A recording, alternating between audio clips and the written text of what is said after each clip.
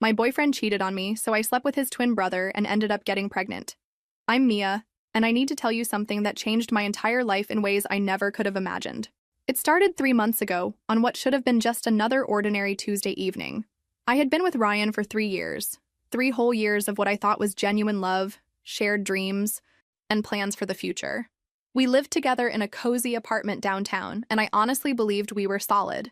Sure, we had our ups and downs like any couple, but I trusted him completely. Maybe that was my first mistake. That Tuesday, I was making dinner when Ryan's phone kept buzzing on the kitchen counter.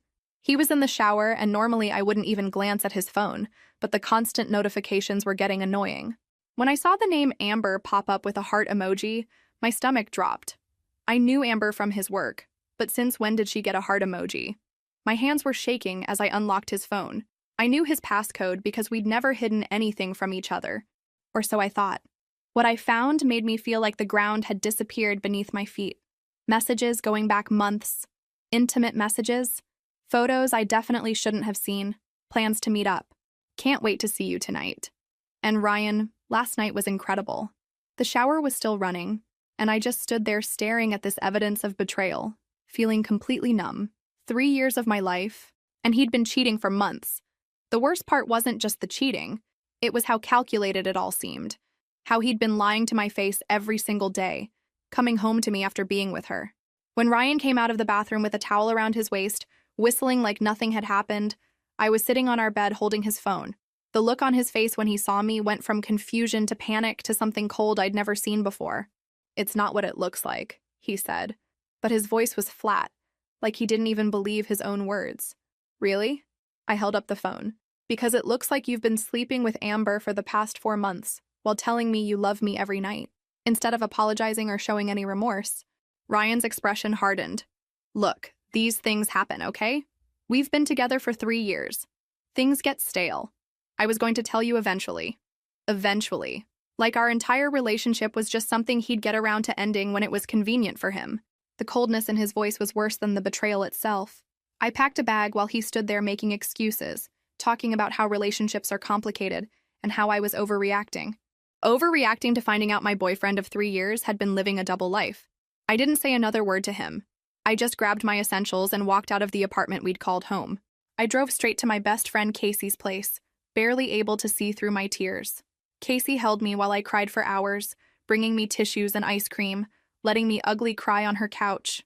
But after 2 days of wallowing, she finally said, "Honey, you need to get out of this apartment. Just for a few hours. You're starting to look like a ghost." I didn't want to go anywhere, but she was right. I felt hollow, like Ryan had taken something essential from me when he chose to betray everything we'd built together. So that Friday night, I let Casey drag me to this little bar called Murphy's about 15 minutes from her place. "Just one drink," she promised. "We don't even have to stay long." The bar was dimly lit with warm yellow lights. Nothing fancy, but it felt safe somehow. Casey ordered us both whiskey sours, and I was nursing mine slowly, barely listening to her talk about her latest dating app disasters, when I looked up and froze. Sitting at the other end of the bar was Ryan. Except it wasn't Ryan. I knew it wasn't Ryan because this version was wearing a gray sweater Ryan would never touch, and his hair was styled differently. But the face, the build, everything else was identical. It was like looking at an alternate universe version of my ex-boyfriend. "Oh my God," I whispered to Casey. "That's Ryan's twin brother." Casey followed my gaze and her eyes widened. "The one you've never actually met? The one who lives across town?" I nodded. Ryan had mentioned his identical twin Ethan a few times over the years, usually in passing. They apparently weren't super close. Had different careers, different social circles. I'd seen exactly one photo of them together from years ago, but meeting Ethan had never come up. As if he could feel me staring, Ethan looked over and our eyes met. There was a moment of recognition, confusion, then something like concern crossed his face. He got up from his bar stool and walked over to us. "You're Mia, right?" His voice was similar to Ryan's, but softer somehow. Less arrogant. "Ryan's girlfriend?" "Ex-girlfriend. As of 3 days ago," I said, surprised by how bitter I sounded. Ethan's expression darkened. What did he do? Something about the way he asked made me think he already suspected his brother was capable of hurting me. I found myself telling him everything. About finding the messages, about Ryan's cold reaction, about how he'd made me feel like I was crazy for being upset about his months-long affair. "Jesus," Ethan said. running his hand through his hair. I'm so sorry. I know that doesn't mean much coming from someone who looks exactly like him, but I'm genuinely sorry he did that to you. Casey excused herself to the bathroom, giving us space to talk. Ethan ordered another round, and somehow one drink turned into 3. We talked for hours about everything except his brother. He was an architect, loved hiking, had recently adopted a rescue dog named Charlie. He was funny in a quiet way that was completely different from Ryan's loud, attention-seeking humor. This is probably the weirdest situation ever, I said as the bar started to empty out around 11. Definitely weird, he agreed. But I'm glad Casey dragged you out tonight. You seem like you needed to remember that not all men are complete assholes. When he offered to drive me back to Casey's, I surprised myself by saying, "Actually, would it be okay if I came back to your place? I don't want to be alone with my thoughts tonight, and I don't want to keep imposing on Casey." He studied my face carefully. "Are you sure that's what you want? I don't want you to do something you'll regret just because you're hurting." But I was sure. For the first time in 3 days, I felt like I could breathe again. Ethan's apartment was the complete opposite of the place I'd shared with Ryan. Where Ryan and I had modern furniture and everything perfectly arranged, Ethan's space felt lived in and warm. Books everywhere, architectural sketches pinned to a corkboard, a guitar leaning against the wall. Charlie, a golden retriever mix, greeted us at the door with enthusiastic tail wagging. "He's friendly," Ethan said, scratching behind Charlie's ears. "Rescued him 6 months ago. Pretty sure he's got abandonment issues, so he gets attached to people quickly." We sat on his couch with glasses of wine. Charlie sprawled across both our feet. The conversation flowed easily, but there was an underlying tension neither of us was acknowledging. Every time I looked at Ethan, I saw Ryan's face, but with kindness in the eyes instead of that familiar, selfish calculation. "Can I ask you something?" Ethan said eventually. "What was Ryan like as a boyfriend? I mean, we're not super close, but the way he talks about relationships always seemed selfish." I finished. "Yeah. Everything was always about him. What he wanted, when he wanted it, how he wanted it. I just thought that was normal because I'd never really had a serious relationship before him." "That's not normal," Ethan said quietly. "You deserved so much better than that." The wine had made me bold. Or maybe it was the way he was looking at me like I actually mattered. You know what the worst part is? I feel stupid. Like I should have seen the signs. Like maybe if I'd been a better girlfriend, he wouldn't have needed to look elsewhere. "Hey," Ethan moved closer to me on the couch. "Don't you dare blame yourself for his choices. His cheating had nothing to do with you and everything to do with the fact that he's apparently an entitled asshole who doesn't value what he has." The way he said it, with such conviction, made something break loose in my chest. Before I could overthink it, I leaned forward and kissed him. For a second, he didn't respond, and I panicked, pulling back. "I'm sorry. That was—" "Don't apologize," he said, his voice rough. "I just want to make sure you're doing this for the right reasons." "What if I'm not?" I whispered. "What if I'm doing this because I'm angry and hurt, and I want to feel something other than worthless?" "Then we stop right here," he said. "I'm not going to be part of something that makes you feel worse about yourself later." But the thing is, looking at him, really looking at him, I realized this wasn't just about Ryan or revenge or trying to feel better. There was something about Ethan that drew me in, something genuine that I'd never felt with his brother. "It's not just about him," I said. "This feels different. You feel different." This time when I kissed him, he kissed me back. It was soft at first, tentative, but when I didn't pull away, it deepened into something desperate and hungry. We broke apart breathing heavily, and I could see the conflict in his eyes. "Are you sure?" he asked one more time. Instead of answering with words, I stood up and held out my hand. He took it, and I led him to his bedroom. What happened next was nothing like being with Ryan. Where Ryan had always been impatient and focused on himself, Ethan was attentive and careful, making sure I was okay every step of the way. Afterwards, we lay tangled in his sheets, both of us quiet and processing what had just happened. "This complicates things," he said finally. "I know," I replied, "but I can't bring myself to regret it." "Neither can I," he admitted. "But we can't tell Ryan, at least not yet. He'll find a way to make this about him and ruin it." I agreed, though part of me wondered if keeping secrets was the right way to start whatever this was becoming between us. The following weeks were a strange dance of avoidance and stolen moments.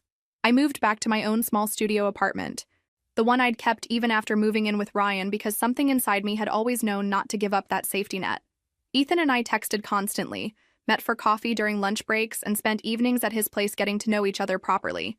But avoiding Ryan completely proved impossible. Our friend groups overlapped, and there were social situations I couldn't get out of without looking pathetic.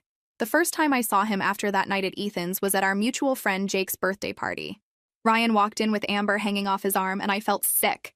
"Mia!" Jake hugged me enthusiastically. "I'm so glad you came. I wasn't sure if things would be weird with—" He gestured vaguely toward Ryan. "I'm fine," I lied, accepting the beer he handed me. 20 minutes later, Ethan arrived. I watched Ryan's face when he spotted his twin brother across the room. There was surprise, confusion, and something that looked almost like guilt. They hadn't spoken since before the breakup, and now here they were at the same party. The tension was suffocating. I found myself standing between the two men who looked identical but couldn't have been more different, making awkward small talk while Jake obliviously tried to include everyone in conversation. "So, Ethan," Ryan said with that fake casual tone I knew meant trouble, "what brings you to Jake's party? Don't usually see you at these things." "Jake invited me," Ethan replied simply. His eyes briefly met mine before looking away. "Interesting timing," Ryan said, and I could hear the suspicion in his voice. I excused myself to the bathroom, needing a moment to breathe. When I came back out, I overheard Ryan cornering Ethan by the kitchen.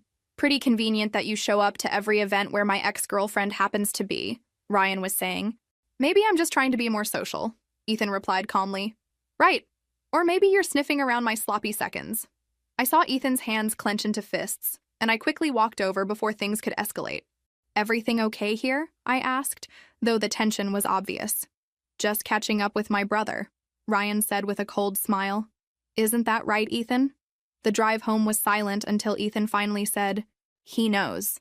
He suspects," I corrected. "There's a difference." But I was worried too.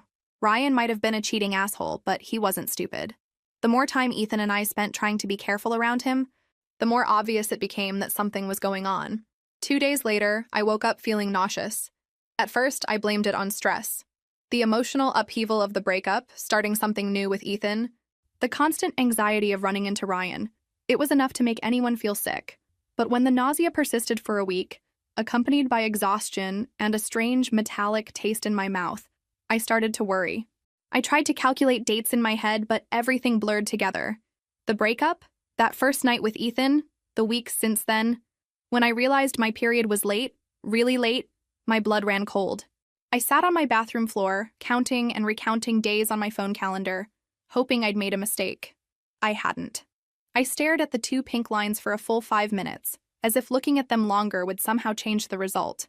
But there they were, clear and undeniable, confirming what I already knew in my gut: pregnant. My hands were shaking as I called Ethan. "Can you come over? I need to talk to you about something important. Is everything okay? You sound upset. Just, please come over." He arrived within 20 minutes, still in his work clothes, looking concerned. I met him at the door with the test still in my hand. "I'm pregnant," I said without preamble. The color drained from his face. He stared at the test, then at me, then back at the test. "Are you sure?" I took 3 tests. "They're all positive." He sank onto my couch, running his hands through his hair. Okay, we can figure this out. How far along do you think you are?" "About 6 weeks, maybe 7. It had to happen that first night we were together." We sat in silence for several minutes, both of us processing the magnitude of the situation. Finally, Ethan reached for my hand. "What do you want to do?" he asked gently. "I don't know," I admitted. "I never imagined having kids this young, or in this situation. I'm barely keeping my head above water financially as it is, and now with everything that happened with Ryan." "We don't have to decide anything right now," Ethan said. "But whatever you choose, I'll support you. If you want to keep it, I'll be there. If you don't, I'll be there for that too." His kindness made me cry, which seemed to be my default response to everything lately. This is such a mess. "Ethan, your own brother just dumped me a few weeks ago. What are people going to think?" "I don't care what people think," he said firmly. "This is about us and what's best for you." But even as he said it, I could see the worry in his eyes. This wasn't just complicated. It was a potential disaster that could tear his family apart. Over the next few days, we discussed every option. Ethan was incredibly patient, never pushing me in any direction, just listening as I worked through my feelings out loud. But the more I thought about it, the more I realized I wanted to keep the baby. Despite everything, despite the timing and the circumstances, I felt a fierce protectiveness toward this tiny life growing inside me. I want to keep it, I told him on Thursday evening as we walked Charlie through the park near his apartment.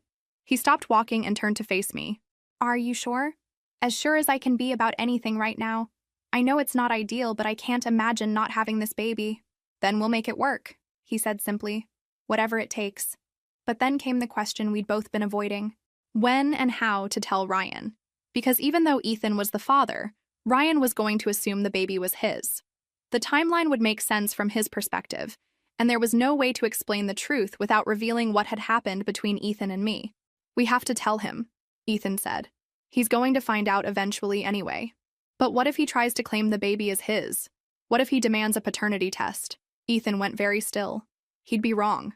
Obviously. Would he, though? I asked quietly. You're identical twins. Wouldn't your DNA be almost exactly the same? The look on Ethan's face told me he'd just realized the same terrifying possibility that had been keeping me awake at night. I couldn't carry this secret alone anymore. 2 weeks after finding out about the pregnancy, I broke down and told Casey everything while she was helping me reorganize my closet to make room for maternity clothes I wasn't ready to buy yet. Wait, back up, Casey said, dropping the sweater she was folding. You slept with Ryan's identical twin brother, and now you're pregnant with his baby, but if Ryan finds out about the pregnancy, he'll assume it's his because the DNA would be basically the same? That's about the size of it, I said miserably. Holy shit, Mia. This is like something out of a soap opera. Thanks, that makes me feel so much better. Casey sat down beside me on the bed. Okay, let's think through this logically. Ryan doesn't know you're pregnant yet, right? Right. I haven't seen him since Jake's party, and I definitely wasn't showing then. And he doesn't know about you and Ethan. He suspects something, but he doesn't know for sure. So technically, you could just never tell him about the baby. Move away, start over somewhere else with Ethan. The idea had crossed my mind, but it felt like running away from the problem rather than solving it. Ethan's whole life is here. His job, his friends, his family. I can't ask him to give all that up. Casey was quiet for a long moment. What if you didn't have to ask him to give anything up? What if there was a way to make Ryan think the baby was his without Ethan having to disappear? What are you talking about? I mean, think about it from Ryan's perspective. He cheated on you. You found out, you broke up. If you suddenly showed up pregnant, he'd naturally assume it happened right before the breakup.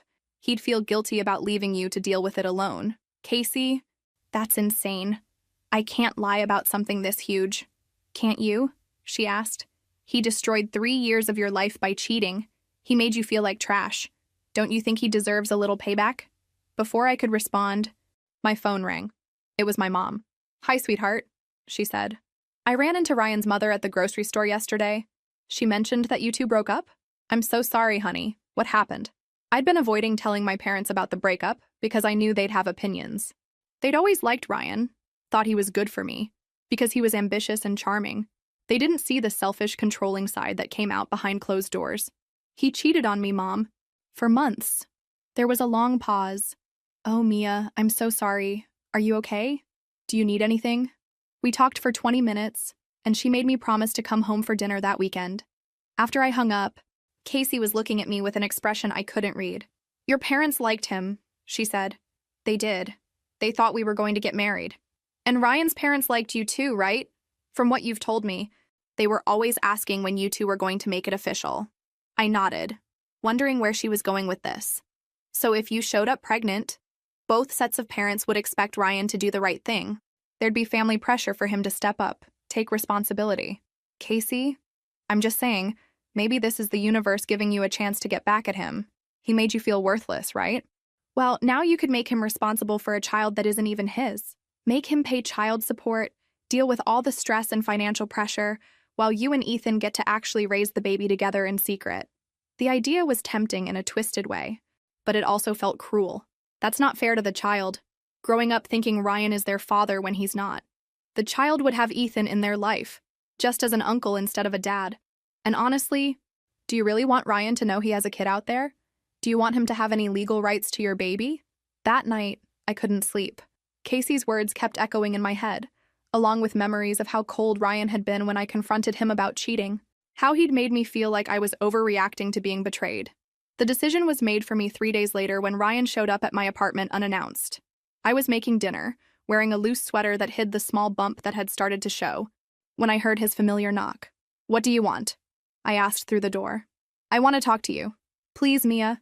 Just give me 5 minutes. Against my better judgment, I let him in. He looked around my small studio, taking in the changes I'd made since moving back.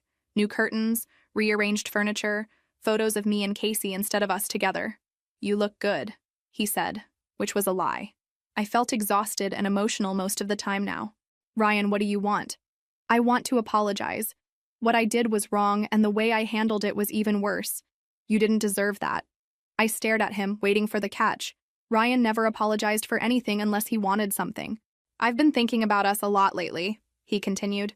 About what we had before things went wrong. We were good together, Mia. We could be good together again. Are you serious right now? You cheated on me for months with Amber. And now you want to get back together? Amber was a mistake.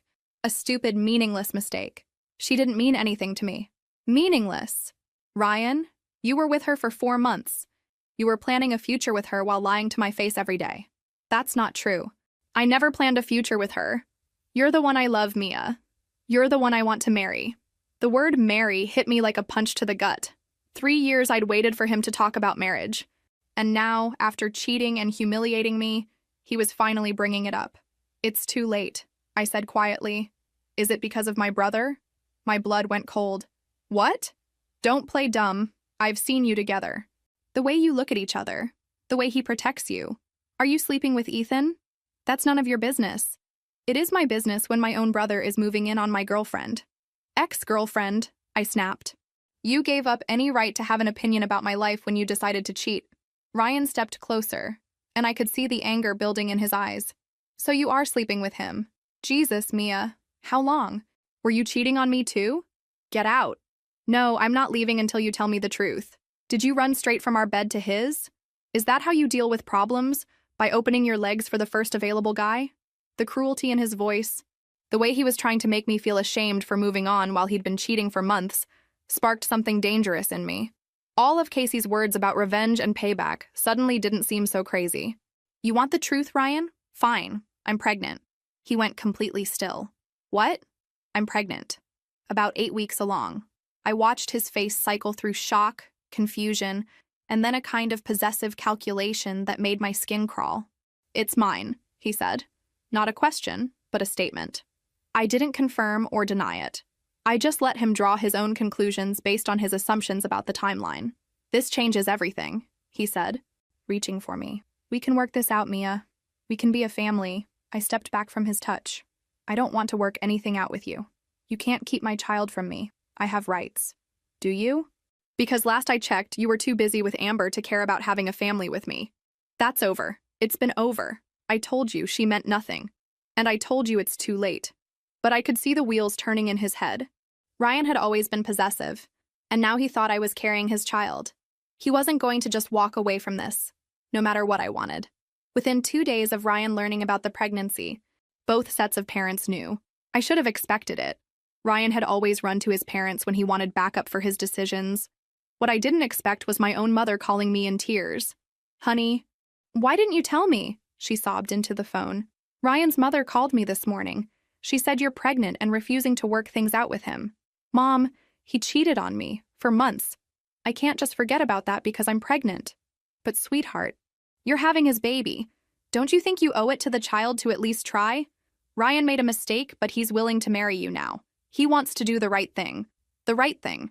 As if marrying me was some kind of noble sacrifice he was making instead of the bare minimum response to thinking he'd gotten me pregnant. I'm not discussing this, Mom. Your father and I think you should at least consider couples counseling, for the baby's sake.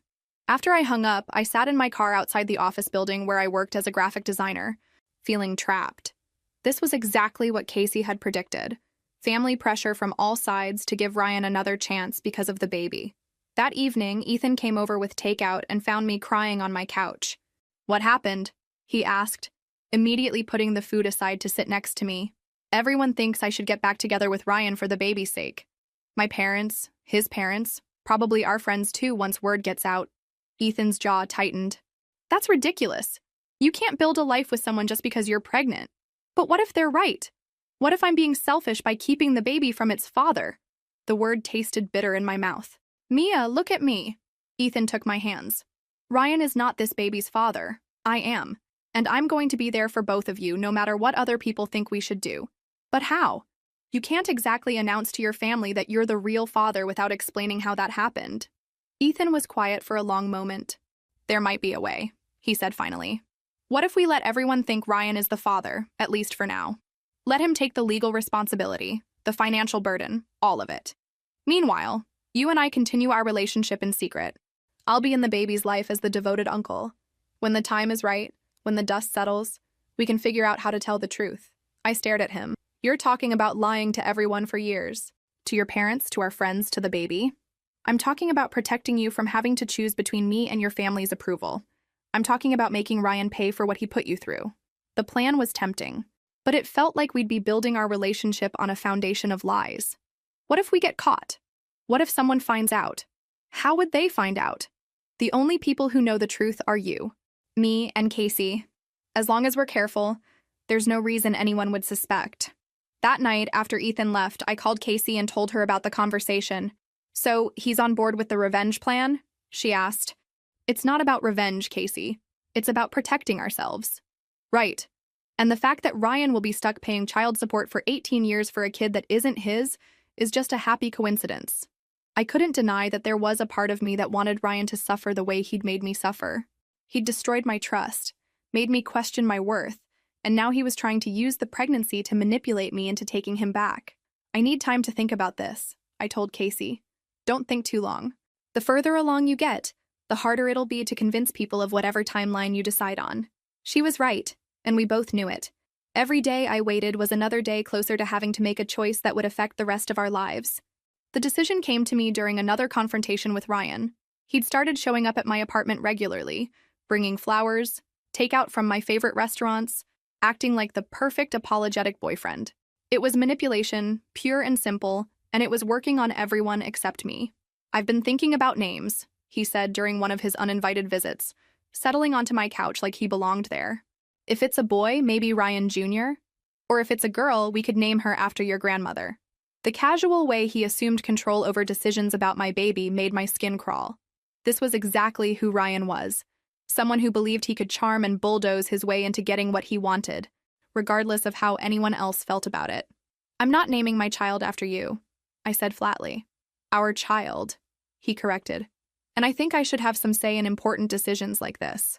You gave up the right to have a say in my life when you decided to sleep with Amber for 4 months. Ryan's mask of patience slipped. When are you going to get over that? I made a mistake, I apologized, and now I'm trying to do the right thing. What more do you want from me? I want you to leave me alone. That's not going to happen. Mia, like it or not, I'm going to be in your life for the next 18 years. We're connected now whether you want to be or not. The smugness in his voice, the way he thought the pregnancy gave him permanent control over me, crystallized everything. In that moment, I realized I had more power in this situation than he knew. Ryan assumed the baby was his, but it wasn't. He was volunteering to take responsibility for a child that belonged to his brother, and I was under no obligation to correct his assumption. You're right, I said quietly. We are connected now. So you'll consider giving us another chance? For the baby? I looked at him sitting there so confidently, so certain he'd manipulated me into accepting him back, and I made my choice. I'll consider it. I lied. The relief on his face was immediate. Really? Mia, you won't regret this. I'll be the best father, the best husband. Things will be different this time. After he left, I called Ethan. I've made my decision about the plan. And I'm going to let Ryan think the baby is his. I'm going to let him take full legal and financial responsibility. And I'm going to make sure he pays for what he put me through. Ethan was quiet for a long moment. Are you sure about this? Once we start down this path, there's no going back. I'm sure. He destroyed 3 years of my life without a second thought. Now he gets to spend the next 18 years paying for a child that isn't even his. What about us? How do we make this work? We'll be careful, we'll be patient, and we'll wait for the right time to be together openly. It wasn't a perfect plan, but it felt like justice. 7 months later, I held my daughter Emma in my arms while Ryan paced the hospital room, talking loudly on his phone about taking paternity leave from work. She was perfect. Tiny fingers, dark hair, and when she opened her eyes, I could already see hints of the intelligence I'd fallen in love with in her real father. Ethan had been there during the birth, of course, but as the supportive uncle-in-law. He'd held back while Ryan cut the umbilical cord and posed for photos, but I caught the look in his eyes when he first saw Emma. Pure love mixed with heartbreak at having to pretend she wasn't his. The DNA test results should be back next week, Ryan announced as he got off the phone. My lawyer wants everything documented properly for custody arrangements. My heart skipped, but I kept my expression calm. I'd known this moment would come. Ryan was too controlling and paranoid to just take my word about paternity, especially given how rocky our relationship had been. That's fine, I said, adjusting Emma in my arms, though I don't know why you think you need a lawyer. We're not fighting about custody. Just being thorough, Ryan said, but I could see the suspicion still lingering in his eyes. Despite my act of grudging reconciliation over the past months, he'd never fully trusted that I'd forgiven him for cheating. The test results came back exactly as I'd expected, a perfect DNA match. Ryan was Emma's biological father according to the lab, which made sense since he and Ethan shared identical genetic markers. The relief on Ryan's face when he read the results was almost comical. I knew it, he said, showing me the paperwork, but it's good to have it officially confirmed. Over the next few weeks, Ryan threw himself into the role of devoted father with the same intensity he brought to everything else in his life. He bought every baby gadget imaginable, researched the best pediatricians, and started a college fund. He also began pressuring me more aggressively about marriage. Emma needs stable parents, he argued during one of his daily visits. She needs her mom and dad together. She needs parents who love and respect each other, I countered. That's not us, Ryan. It could be us. I've changed, Mia. Having Emma has changed everything for me, but he hadn't changed. Not really. He was still the same controlling, self-centered person he'd always been. The only difference was that now he had a reason to justify his behavior. Everything was for Emma's sake. Meanwhile, Ethan visited regularly, playing the role of the doting uncle perfectly. He brought gifts, helped with late-night feedings when Ryan wasn't around, and bonded with Emma in ways that broke my heart because he had to hide how much she meant to him. This is harder than I thought it would be, he admitted one evening when Ryan was out of town on business.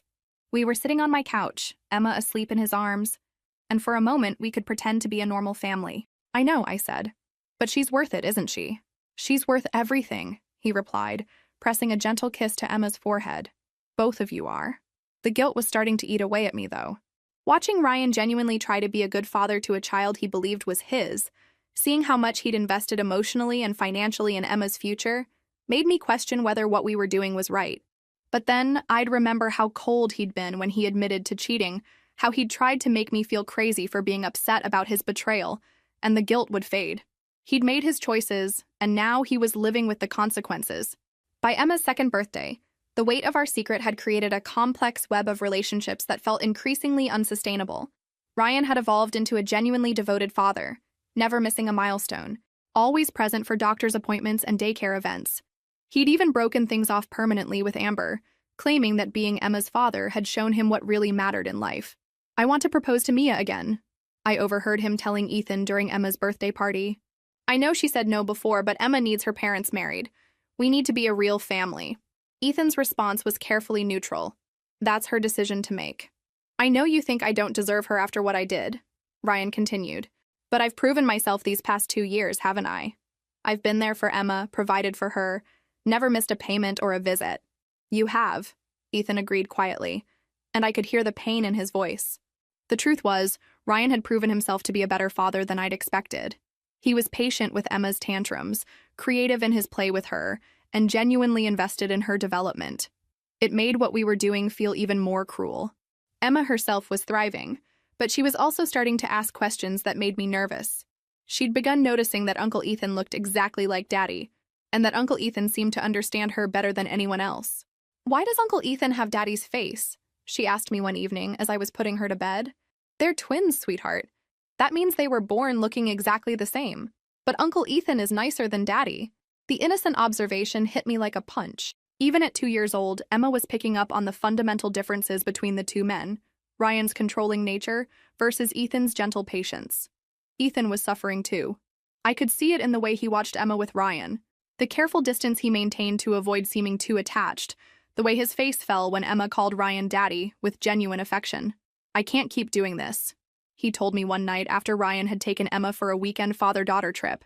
It's killing me to watch her bond with him when she should know I'm her real father. Just a little longer, I pleaded. She's still too young to understand anyway. But I'm not too young to understand. Every day I have to pretend she's not my daughter is torture. Our relationship was suffering too. The secrecy, the constant vigilance, the need to sneak around like teenagers. It was exhausting. We could never be spontaneous, never act like a normal couple, never plan a future together openly. Ryan, meanwhile, had become increasingly suspicious of the close relationship between Ethan and me. He'd started making comments about how much time we spent together, how comfortable we seemed with each other. "It's weird," he said, after catching Ethan and me laughing together while Emma played. "Sometimes I feel like there's something going on between you two that I don't understand. We're friends. Ryan. Is that not allowed? It's just the way he looks at Emma sometimes, and the way he looks at you. It's like he thinks you're his family instead of mine." The paranoia in his voice scared me. Ryan had always been possessive, but fatherhood had amplified that trait. He guarded Emma jealously, often making passive-aggressive comments when Ethan spent time with her. "She seems to prefer you over me sometimes," Ryan complained to Ethan. "It's like she responds to you better." "Kids go through phases," Ethan replied diplomatically. "She loves you." But Emma didn't just respond better to Ethan. She was drawn to him in a way that went beyond normal uncle-niece affection. She would run to him when she was hurt, seek him out when she wanted comfort, and light up when he walked into a room in a way she never did with Ryan. I began to realize that our plan, which had seemed so clever in the beginning, had created a situation that was unfair to everyone involved, including Emma herself. Emma is 5 now, and the house of cards we built is finally starting to collapse. It began 3 months ago when she asked me directly, with the brutal honesty that only children possess, "Mommy, why don't you love Daddy the way Uncle Ethan loves you?" I'd tried to deflect, but Emma was persistent. "I see how Uncle Ethan looks at you, like how Prince Eric looks at Ariel in the movie, but you never look at Daddy like that." Children see everything, and Emma had been watching our strange family dynamic her entire life. She'd picked up on the tension between Ryan and me, the careful distance Ethan maintained, and the underlying currents of emotion that we thought we were hiding so well. Last week, everything came to a head. Ryan had been planning to propose again, convinced that Emma's 5th birthday would be the perfect occasion to make our family official. But Emma, in her innocent way, ruined everything. "Uncle Ethan should marry Mommy instead," she announced at her birthday party in front of both families. "They love each other more." The silence that followed was deafening. Ryan's face went through a series of expressions: confusion, realization, and then a cold fury I'd never seen before. Ethan went pale, and I felt like I was going to be sick. "Emma, sweetie, why don't you go play with your cousins?" my mother said quickly, but the damage was done. That night, Ryan demanded answers. The confrontation was ugly, with accusations flying and years of suppressed anger finally boiling over. When I refused to confirm or deny Emma's innocent revelation, Ryan did something I should have expected. He demanded another DNA test. "If there's even a chance that Emma isn't mine, I need to know," he said. "I've invested 5 years of my life in her, and I deserve the truth." The new test, more sophisticated than the one we'd done at birth, revealed what I'd hoped would never come to light. While the general DNA markers were identical, there were subtle differences that could distinguish between identical twins when specifically tested for. Emma was Ethan's daughter, not Ryan's. The fallout was swift and devastating. Ryan felt betrayed in a way that went beyond anything I'd experienced when I discovered his affair. He genuinely loved Emma, had built his entire identity around being her father, and learning that it was all based on a lie broke something fundamental in him. 5 years, he kept repeating, 5 years of my life, 5 years of loving a child who was never mine. The legal battles were messy and expensive. Ryan sued for fraud, demanded return of all the money he'd spent on Emma, and tried to get visitation rights removed from Ethan out of spite. Our families were torn apart, with some members taking sides and others refusing to get involved in what they saw as an unforgivable betrayal. Emma, caught in the middle of it all, struggled to understand why the man she'd called Daddy suddenly wanted nothing to do with her, and why Uncle Ethan was now trying to take his place. She began having nightmares and behavioral problems at school, clearly traumatized by the upheaval in her world. Now, 2 years later, we're still dealing with the consequences. Ethan and I are together openly now, and he's legally Emma's father, but the damage to her sense of security has been profound. She's in therapy, slowly learning to trust that the adults in her life won't keep changing the fundamental truths of her existence. Ryan never forgave any of us. He moved across the country, started over with a new job, and eventually married someone else. He sends Emma a birthday card each year, but otherwise maintains no contact. Sometimes I wonder if that's better or worse than trying to maintain a relationship built on the wreckage of our deception. My parents eventually came around, though it took time for them to forgive what they saw as a cruel manipulation of their former future son-in-law. Ethan's family was more understanding, having never particularly liked Ryan anyway, but even they struggled with the deception we'd maintained for so long. Casey, who had encouraged the plan from the beginning, admitted years later that she'd been wrong to push me toward revenge. "I thought you deserved payback," she said. "But nobody deserved what happened to Emma. The truth is, I got my revenge on Ryan, but it came at a cost I never anticipated. Emma paid the price for my anger, and that's something I'll have to live with forever. The plan that seemed so perfect in my hurt and rage created trauma for an innocent child who deserved better from all the adults in her life. Ethan and I are happy together now, and Emma is slowly healing, but I often wonder what would have happened if I just told the truth from the beginning. Would it have been messier in the short term? Probably. But it would have been honest, and Emma would have grown up knowing exactly who her father was from day one. Sometimes the sweetest revenge turns out to be the most bitter victory of all.